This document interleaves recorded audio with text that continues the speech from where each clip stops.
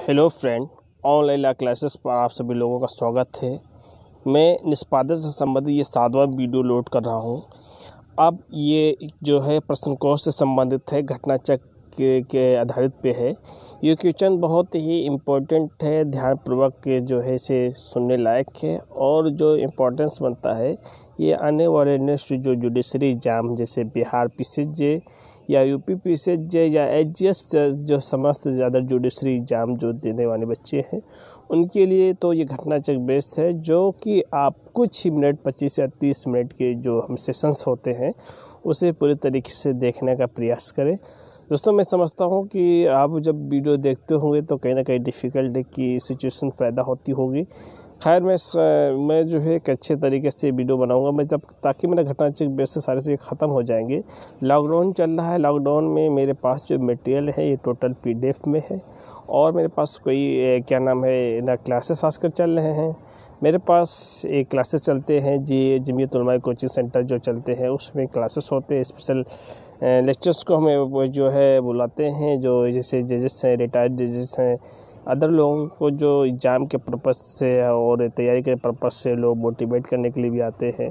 और वो सारे कोचिंग्स हमारे होते हैं, वो भी कोचिंग हम बहुत अच्छे मतलब स्टैंडर्ड पे चला रहे हैं। मैं आज के लॉकडाउन का प्रपालन कर रहे हैं दोस्तों, आप मेरे साथ बने रहें। और हमारा अगर आप सब्सक्राइब नहीं किए हमारे चैनल को सब्सक्राइब कर लें और मैं कोई भी वीडियो डालूँगा आपको सूचना प्राप्त हो जाएगी और उसे जो है बेल आइकन घंटी प्रेस करने पर। एवरीवन, मैं ज़्यादा समय ना लेते हुए मैं अपने टॉपिक पे बात करता हूँ।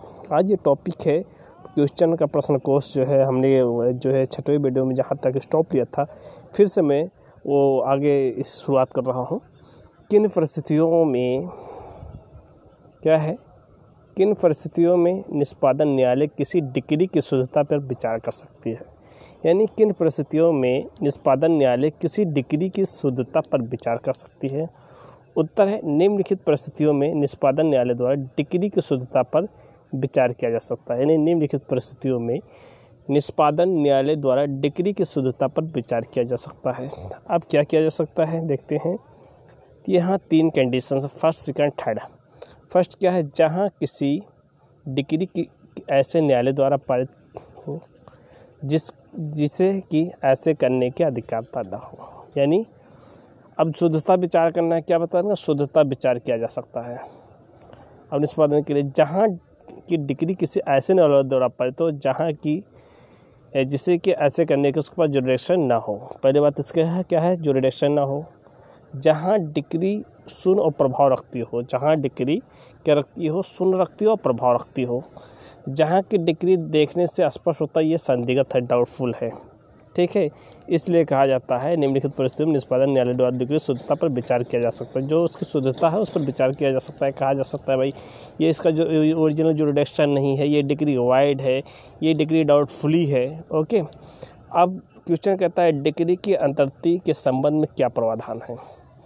अब डिग्री की ट्रांसफ़र से संबंधित प्रोविज़न जानना चाहता है। प्रोविज़न्स ये है कि धारा 49 के अनुसार डिग्री का प्रत्येक ट्रांसफर या अंतर्गति उन सामियों में रहते हुए ही धारण करेगा, उन सूरत में रहते हुए ही धारण करेगा जैसे निर्णीत ऋणी मूल डिग्रीदार के विरुद्ध प्रवर्तित करा सकता है। वैसे एग्जाम्पल है जैसे निर्णीत ऋणी जो है मूल डिग्रीदार के विरुद्ध क्या है, प्रवर्तित करा सकता है। अब ये बताया है कि क्वेश्चन पूछता है निर्णीत ऋणी के विधिक प्रतिनिधित्व के विरुद्ध डिग्री का निष्पादन कब किया जाएगा। क्वेश्चन है निर्णीत ऋणी के विधिक प्रतिनिधित्व के विरुद्ध डिग्री का निष्पादन कब किया जाएगा। उत्तर है धारा 50 के अनुसार, धारा 50 के अनुसार यदि डिग्री पूर्णतः तुष्ट किया जाने की क्या है, डिग्री जो है पूर्णतः तुष्ट किए जाने के पहले ही निर्णीत ऋणी की मृत्यु हो जाती है तो डिग्री का धारक निर्णीत ऋणी की विधिक प्रतिनिधित्व के विरुद्ध डिग्री निष्पादन का आवेदन कर सकता है। यानी अगर निर्णीत ऋणी है, जजमेंट डेप्टर है, और जजमेंट डेप्टर अगर डेथ हो जाता है तो उसके जो विधिक प्रतिनिधि होता है उसके लीगल होता है उसके खिलाफ जो है डिग्री निष्पादन करवाया जा सकता है। ये प्रोविज़न जो है धारा 50 में दिया गया है। ठीक, अब बताता है डिग्री का निष्पादन किन तरीक़ों से किया जा सकता है। यानी डिग्री का निष्पादन किन तरीक़ों से किया जाता है, तरीका पूछता है। इसका जो प्रोविजंस है, इसका जो है संहिता की धारा 51 के अनुसार डिक्री निष्पादन निम्नलिखित ढंग से किया जा सकता है। यानी जो डिक्री का निष्पादन उसकी रीत किया है वो धारा 51 में बताया कि किस किस ढंग से किया जा सकता है। अब देखते हैं क्या है इसमें। पहली कंडीशन है, पहले कैसे विनिर्दिष्ट रूप से डिक्रीत किसी संपत्ति के प्रदान द्वारा, यानी जो है विनिर्दिष्ट रूप से किसी डिक्री का है और डिक्री पारित हो जाए उसके फॉर्म में, तो वो कोई प्रॉपर्टी हो, प्रॉपर्टी को उसे क्या कर दे, प्रदान कर दे। दूसरी बात कहता है किसी संपत्ति की कुर्क या विक्रय द्वारा, क्या कहता है, किसी प्रॉपर्टी को जो है अटैच कर ले या सेल कर दे, ये बात करता है। अब थर्ड क्या कहता है देखते हैं।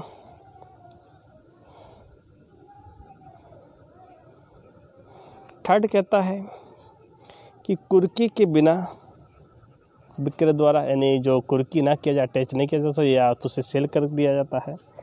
फोर्थ कहता है गिरफ्तारी और सिविल कारागार में निरुद्ध करके, यानी गिरफ्तार करके उसे सिविल जेल में जो है उसे जो है बंद कर दिया जाता है।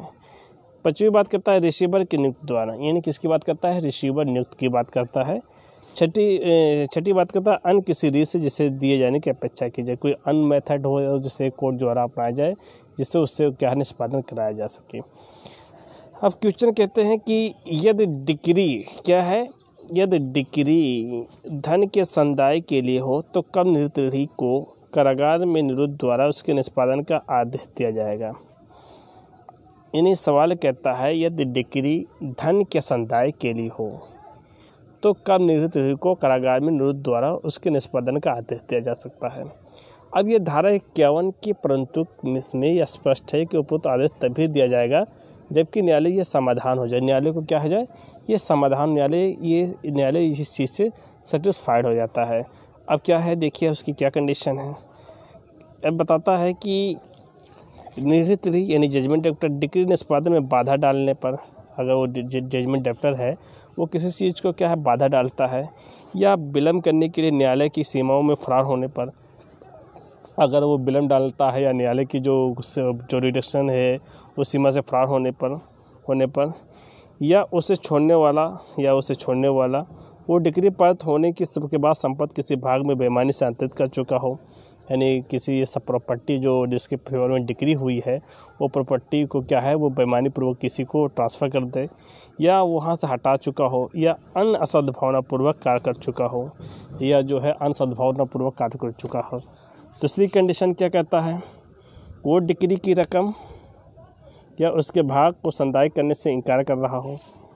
अब वो क्या नाम जो जिसके फेवर में डिक्री हुई है, डिक्री में कोई रकम या उसका कोई पार्ट है उसे जो है देने में, पेमेंट करने में क्या हो इनकार कर रहा हो या पेमेंट करने में क्या है उपेक्षा करता हो या कर चुका हो, या उपेक्षा करता हो या कर चुका हो, दोनों बात कहता है। तीसरी बात करता है डिक्री उस राशि हो हेतु जिसका लेखा देने के लिए निर्धारित वैश्विक हैसियत में आबद्ध हो, निर्धारित क्या है वैश्विक से हैसियत में आबद्ध हो। क्वेश्चन कहता है क्या किसी डिक्री का निष्पादन विधिक प्रतिनिधि के विरुद्ध व्यक्तिगत कार्रवाई करके किया जा सकता है। क्वेश्चन कहता है क्या किसी डिक्री का निष्पादन विधिक प्रतिनिधि के विरुद्ध व्यक्तिगत कार्रवाई करके किया जा सकता है। उत्तर है धारा 52 के अनुसार। क्यों से? धारा 52 के अनुसार यदि डिक्री मृत व्यक्ति के विधिक प्रतिनिधि के विरुद्ध, इसके मृत व्यक्ति के विधिक प्रतिनिधि के विरुद्ध ही पारित की गई हो तो वहाँ इसे निर्णित ही माना जाता है। क्या माना जाता है? वहाँ जजमेंट डेप्टर यानी निर्णित ही माना जाता है। यदि उसके कब्जे में ऐसी कोई प्रॉपर्टी या संपत्ति बाकी न बची हो, उसके कब्जे में कोई संपत्ति या प्रॉपर्टी बाकी न बची हो और वहाँ न्यायालय का ये समाधान करने पर, वहाँ न्यायालय क्या होता है कि भाई उस कंडीशन में न्यायालय को सैटिस्फाई करने पर असफल रहता है, तो वहाँ न्यायालय समाधान करने में असफल रहता, उसके मृतक संपत्ति का सम्यक रूप से क्या है, उसके मृतक का संपत्ति का सम्यक रूप से उपयोजन किया गया हो, उपयोजन किया हो जिसके कब्जे में आना साबित हो। यानी उपयोग क्या हो गया, उपयोजन क्या उसके कब्जे में आना क्या होता है, साबित होता है। तो ऐसी स्थिति में डिक्री का निष्पादन वैसे ही किया जाएगा जैसे कि वो डिक्री व्यक्तिगत रूप से उसके विरुद्ध ही पारित की गई हो। यानी जैसे डिक्री का सेम मतलब सूरत होगा जैसे हमने किसी के फेवर में डिक्री पारित की है, वो डिक्री के उसके जो उत्तराधिकार हैं और उसका उस प्रॉपर्टी में कुछ हिस्सा उसका उपयोग में आता है या उपयोजन में आता है, या अगर ये बात को साबित हो जाता है कि ये इसका हैर्स है, तो इसी तरीके मान लो कि वो वही व्यक्ति के विरुद्ध ही डिग्री पारित करवाया जा सकता है, ये बताता है। अब देखते हैं कि क्या किसी पैतृक संपत्ति, बात क्या कहता है, क्वेश्चन कहता है क्या किसी पैतृक संपत्ति जो किसी पुत्र या वंशज के हाथ में है, हाथ में विरुद्ध डिग्री निष्पादन की कार्यवाही की जा सकती है। क्वेश्चन कहता है क्या किसी पैतृक संपत्ति जो किसी पुत्र या वंशज के हाथ, यानी पुत्र या वंशज के हाथ में है, के विरुद्ध डिग्री निष्पादन करवाई जा सकती है। उत्तर हाँ। क्या कहता है, उत्तर हाँ। संहिता की धारा 53 इस संबंध में उपबंध करती है। संहिता की धारा 53 में इस संबंध में जो है उपबंध करती है। क्वेश्चन है जहाँ की डिग्री संपदा के विभाजन या अंश पृथक्करण के लिए जिस पर सरकार का राजस्व निर्धारित है, क्या प्रक्रिया होगी। उत्तर है धारा 54 के अनुसार। क्या है, धारा 54 के अनुसार ऐसी स्थिति में संपदा विभाजन या पार्टीशन या अंश जो है अंश कंट्रीब्यूट या सेपरेशन कलेक्टर द्वारा या पृथक्करण कलेक्टर द्वारा या उसके प्रतिनियुक्ति राजपत्रित या अधीनस्थ अधिकारी सबऑर्डिनेटेड ऑफिसर या तत्समय प्रवृत्ति किसी अन्य विधि के अनुसार ही किया जाएगा। यानी धारा 54 के अनुसार ऐसे स्थिति में संपदा के विभाजन या अंश का पृथक्करण कलेक्टर द्वारा या उसके द्वारा प्रतिनियुक्त राजपत्रित अधीनस्थ अधिकारी द्वारा या तस्मै प्रवृत्त विधि के अनुसार ही किया जाएगा, ये बताया गया है धारा 54 में। अब हम बात करते हैं कि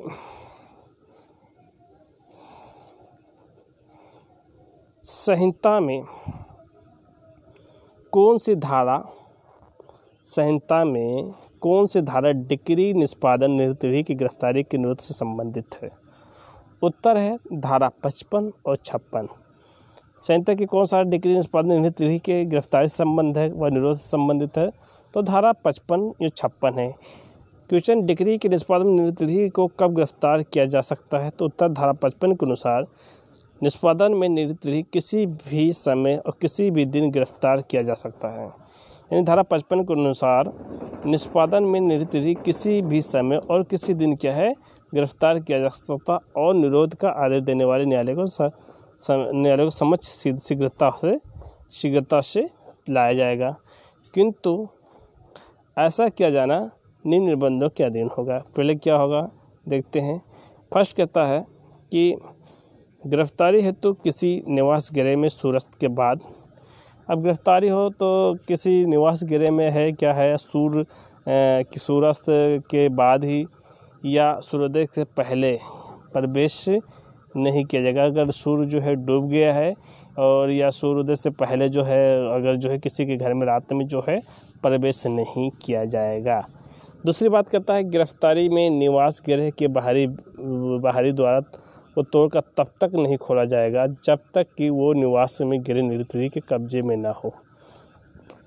यानी जो जजमेंट ड्राफ्टर है अगर उसको गिरफ्तार करना है, गिरफ्तार करने के लिए जो उसे किसी का दरवाज़ा या किसी का विंडो तब तक नहीं तोड़ा जाएगा तब तक ये साबित होता है कि जो हम कोई आवाज़ तोड़ रहे हैं क्या वो निरतरी का है या नहीं है, जब तक उसके कब्जे में है या नहीं है उस तक पहुंच देने होने के बाद ही मना करता हो तो निवारित करता हो तब तोड़ा जाएगा। ठीक। तीसरी बात कहता है कि जहां जिस डिग्री के निष्पादन में निरतरी को गिरफ्तार किया गया है, जिस डिग्री के निष्पादन में निरतरी को गिरफ्तार किया गया है यदि डिग्री धन के संदाय के लिए हो तो निरतरी द्वारा डिग्री की रकम और गिरफ्तारी का खर्च गिरफ्तार करने वाले प्राधिकारी को तत्काल दे दिया गया है। ये बात कहती है। तीसरी बात कहता है जिस डिग्री के निष्पादन में निरतरी को गिरफ्तार किया गया है यदि डिग्री धन के संदाय के लिए हो तो निरतरी द्वारा गिरफ्तार की रकम और गिरफ्तारी का खर्च गिरफ्तार करने वाले प्राधिकारी को तत्काल दिया जाएगा। ठीक। फोर्थ बात कहता है जहाँ की निवास गृह किसी स्त्री को वास्तविक अधिभोग में हो जो निरतरी नहीं हो। जहाँ की निवास गृह किसी स्त्री के वास्तविक अधिभोग में है जो निरतरी नहीं है। क्वेश्चन है धन की डिग्री के निष्पादन में गिरफ्तारी या निरोध के संबंध में धारा 56 का क्या प्रोविडेंस करता है। धन की डिग्री के निष्पादन में गिरफ्तारी या निरोध के संबंध में धारा 56 क्या प्रावधान करता है, धारा 56 जो है क्या प्रावधान करता है, हम देखते हैं उत्तर।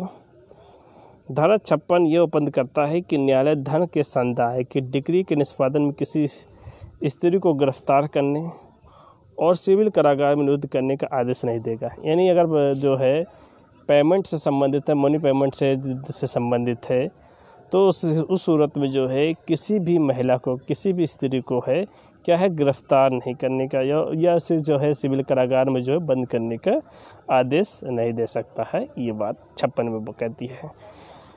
अब डिक्री के निष्पादन में निवृत्ति के जीवन निर्वाह हेतु भत्ता निर्धारित किस आधार पर किया जाएगा, ये बात है 57 में। ये बात 57 के अनुसार ऐसी निवृत्ति जो जजमेंट डेप्टर है कि जीवन निर्वाह हेतु मासिक भत्ता के निर्धारण राशि द्वारा निवृत्ति के पंक्त मूलवंश या राष्ट्रीयता के अनुसार ही किया जाएगा। यानी जो धारा 57 के अनुसार है कि धारा 57 के अनुसार की बात क्या कहता है,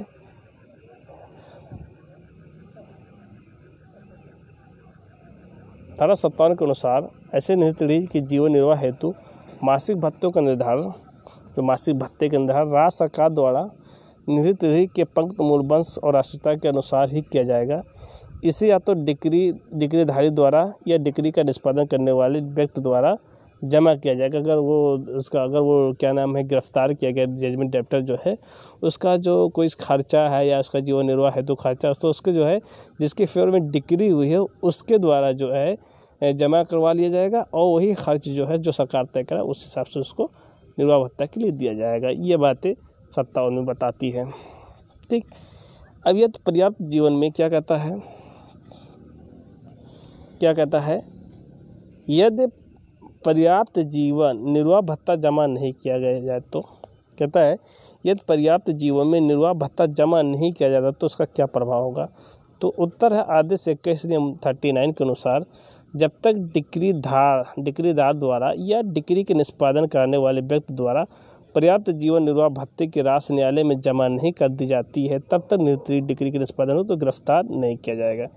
यानी आदेश 21 नियम 39 के अनुसार तब डिक्रीदार द्वारा या डिक्री का निष्पादन करने वाले व्यक्ति द्वारा, जो डिक्री निष्पादन कर रहा है उसके व्यक्ति द्वारा पर्याप्त जीवन निर्वाह भत्ते की राशि जो है वो न्यायालय में जमा नहीं कर दी जाती है। क्या बात है, अगर उसके फेवर डिक्री हो गई है और डिक्री क्या है निवृत्ति वो दे भी नहीं रहा है और उसे बंद भी कर दिया जाता है, तो उस सूरत में क्या उसके जो बंद करने के जो भत्ते आते हैं, उसके खर्च आते हैं, वो भी कौन देगा, जो डिक्रीदार है, जिसके फेवर में डिक्री की गई है। ये बातें आदेश 21 और 39 में बताया गया है। ओके, अब देखते हैं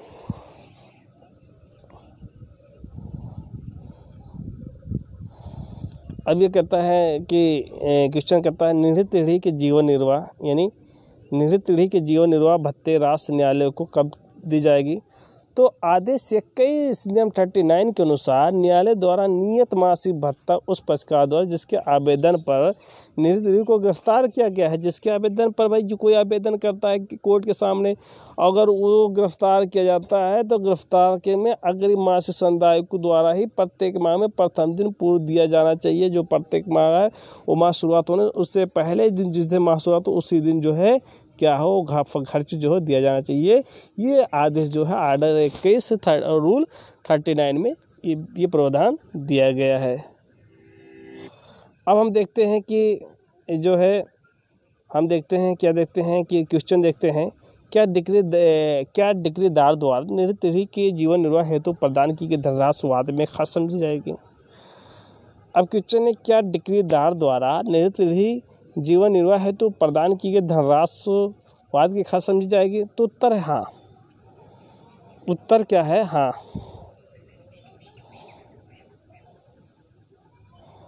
उत्तर है हाँ। आदेश 21 नियम 39 के अनुसार किंतु निवृत्ति ऐसे प्रदत्त की गई धनराशि के लिए ना तो सिविल कारागार में निरुद्ध किया जाएगा और ना ही गिरफ्तार किया जाएगा।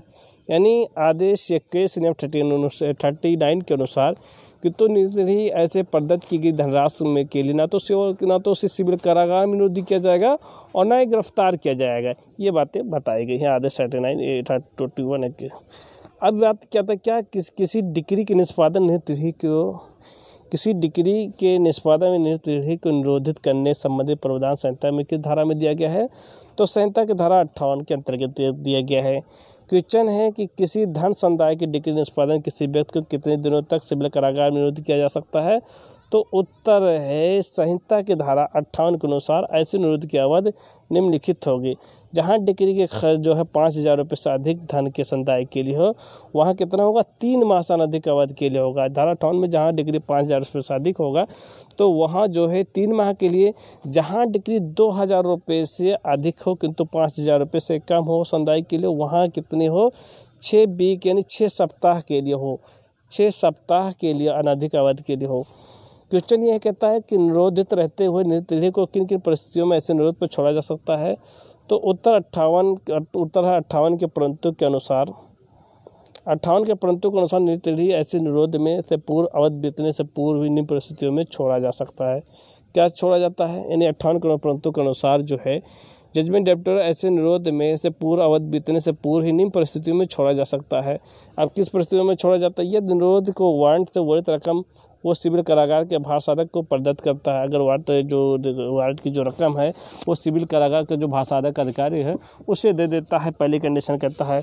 दूसरी बात ये कहता है उसके विरुद्ध, यानी उसके विरुद्ध है पारित ऐसे डिक्री की तुष्टि या अन्य प्रकार से पूर्ण रूप हो जाती है, ये बात करता है।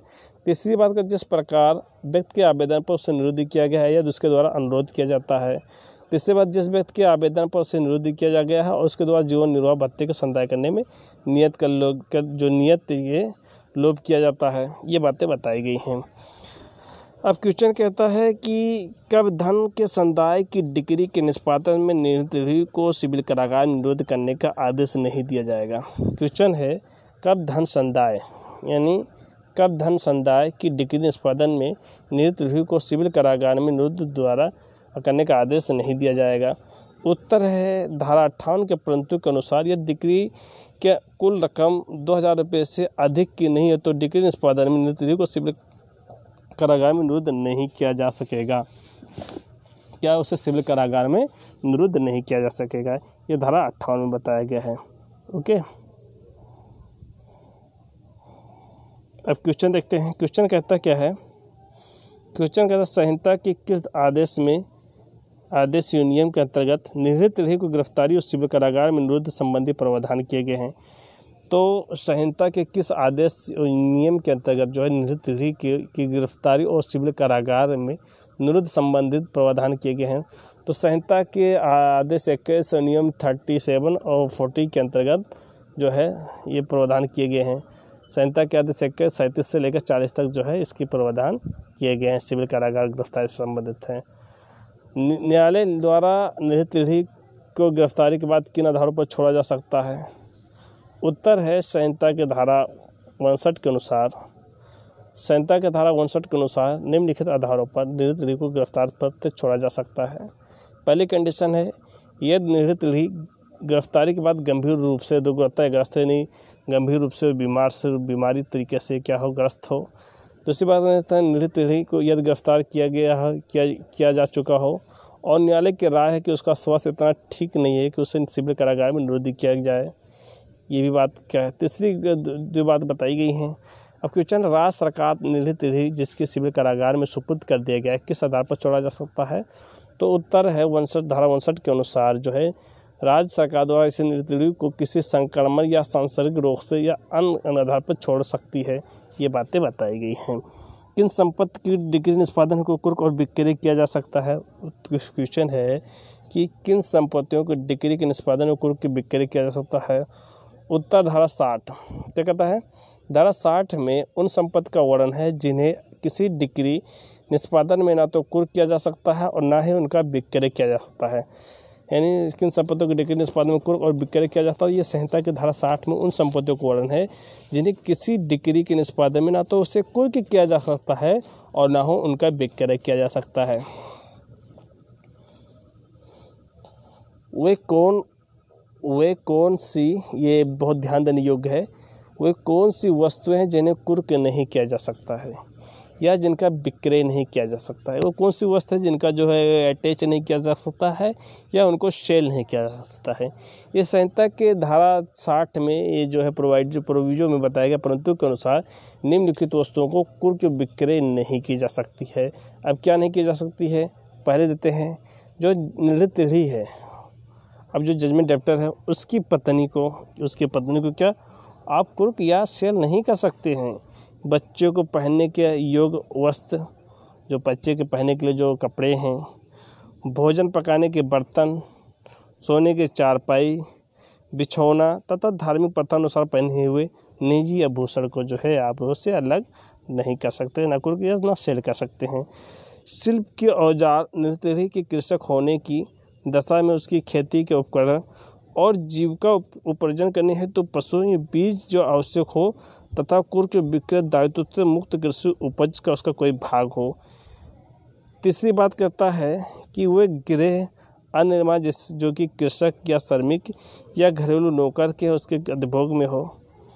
लेख बहियाँ, नुकसानी के लिए वाल लाने के अधिकार, जो लेख बहियाँ हैं या नुकसानी के लिए वाल लाने का अधिकार, मात्र व्यक्तिगत सेवा करने का कोई अधिकार, राजनीतिक पेंशन, इससे क्या है कुर्क और सेल नहीं कर सकते हैं। और उसके बाद में 5th बात कहता है कि सरकार या उसके किसी स्थानीय अधिकारी की वृत्तिकाएँ उपदान, ऐसी वृत्तिकाएँ जो उपदान जो पेंशन भोगियों का अनुगात है, इसे भी क्या है आप कुर्क और सेल नहीं कर सकते हैं।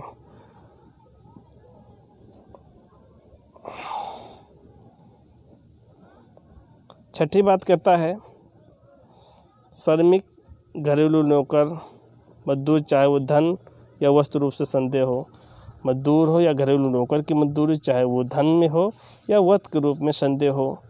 7वीं बात करता है भरण पोषण की डिग्री से भिन्न, जो भरण पोषण के डिग्री से भिन्न की बात करता है के निष्पादन के में वेतन का प्रथम 1000 रुपये और बाकी 2/3, यानी वेतन का 1000 रुपये और बाकी 2/3 छोड़कर कुर्क किया जा सकता है। अब क्या कहता है भरण पोषण की डिग्री। अब भरण पोषण की डिग्री के निष्पादन है तो वेतन का 1/3 ये कुर्क नहीं किया जा सकता है। वायुसेना, नौसेना या सेना के व्यक्तियों के वेतन एवं भत्ते जिन पर उनसे संबंधित अधिनियम लागू होता है उन्हें कुर्क नहीं किया जा सकता, न विक्रय किया जा सकता है। निर्धारित के जीवन बीमा पॉलिसी के अधीन संदेह सभी धन ये नहीं कुर्क किया जा सकता है। 11वीं कहता है कि ऐसे निवास स्थान या निवास भवन पट्टेदार के हित में उसके भाटक व सुविधा के नियंत्रण के संबंधित तस्में परिमित किसी विधि को पंथु उसे कुर्क और सेल नहीं किया जा सकता है। 12वीं की बात कहता है कि सरकार के सेवक या रेल या कंपनी या स्थानीय प्राधिकारी के सेवक उसके उपलब्धियों के कारण प्रातः भत्ता जिसे कुर्क की छूट प्राप्त हो, किसी भी सेवक उसके निलंबन काल में दिया गया जीवन निर्वाह अनुदान या भत्ता। 13 बात यानी 13वीं बात करता है उत्तरजीविता द्वारा उत्तराधिकार की या अन्य केवल समाश्रित संभव अधिकार या हित, यानी जो उत्तरजीविता द्वारा उत्तराधिकार की या अन्य केवल समाश्रित या संभव अधिकार या हित। 14वीं बात का भावी बढ़त पोषण। 14वीं बात करता है भावी बढ़त पोषण की बात करता है। 15 कहता है ऐसे भत्ता जिसके बारे में किसी भारतीय विधि ने यह घोषित किया है कि उसके डिग्री निष्पादन कुर्क या विक्रय के दायित्व से छूट प्राप्त है। याद। अब बात करते हैं क्वेश्चन कहता है क्या कृषि उपज की डिग्री के निष्पादन हेतु किए जाने हेतु विक्रय किए जाने की छूट प्राप्त है। तो उत्तर है धारा 61 के अनुसार राज्य सरकार राजपत्र में प्रकाशित साधारण या विशेष आदेश द्वारा कृषि उपज या उसके किसी भाग डिग्री के निष्पादन में कुर्क किए जाने के या बिक्री किए जाने के छूट दिए जाने की छूट प्रदान कर सकता है। ओके, छूट प्रदान कर सकता है। क्वेश्चन है जहाँ कोई संपत्ति एक से अधिक न्यायालय की डिग्री के निष्पादन में कुर्क की गई है, जहाँ कोई संपत्ति एक से अधिक न्यायालय की डिग्री के निष्पादन में कुर्क की गई है किंतु वहाँ किसी न्यायालय की अभिरक्षा में नहीं है, वहाँ ऐसी संपत्ति कौन सा न्यायालय प्राप्त या आपत्ति करेगा, उसके संबंध में किसी दावे का या उसकी कुर्की से संबंधित आक्षेपों का आधार करेगा। उत्तर है धारा 63 के अनुसार। धारा 63 के अनुसार संपत्ति को प्राप्त करने या आपत्ति करने तथा संपत्ति संबंधित दावे या कुर्की संबंधी आक्षेपों का अवधारण करने का अधिकार है उस न्यायालय को होगा जो कि सबसे ऊंची श्रेणी का है, जहां ऐसे न्यायालय बराबर श्रेणी है वहां उस न्यायालय की अधिकारिता होगी जिसकी डिग्री अधीन संपत्ति सर्वप्रथम कुर्क की गई थी। उत्तर है, यदि किसी संपत्ति को कुर्क कर दी गई तो इसके पश्चात ऐसी संपत्ति को प्राइवेट अंतरण या उसमें हित का अंतरण का क्या प्रभाव होगा। उत्तर, धारा 64 के अनुसार कुर्क के पश्चात ऐसी किसी संपत्ति का प्राइवेट अंतरण उसमें हित का अंतरण यदि किया जाता तो शून्य होगा। ये बातें बताई गई हैं। तो दोस्तों, मैं अपना वीडियो यहीं से विराम लगाता हूं और मैं अगले पार्ट में आऊँगा। 8 पार्ट में, ये 7 पार्ट है। दोस्तों, मैं आपसे दरख्वास्त करना चाहता हूं कि अगर हमारी वीडियो को अगर आपको पसंद आए तो लाइक करिएगा और शेयर करिएगा। Thank you.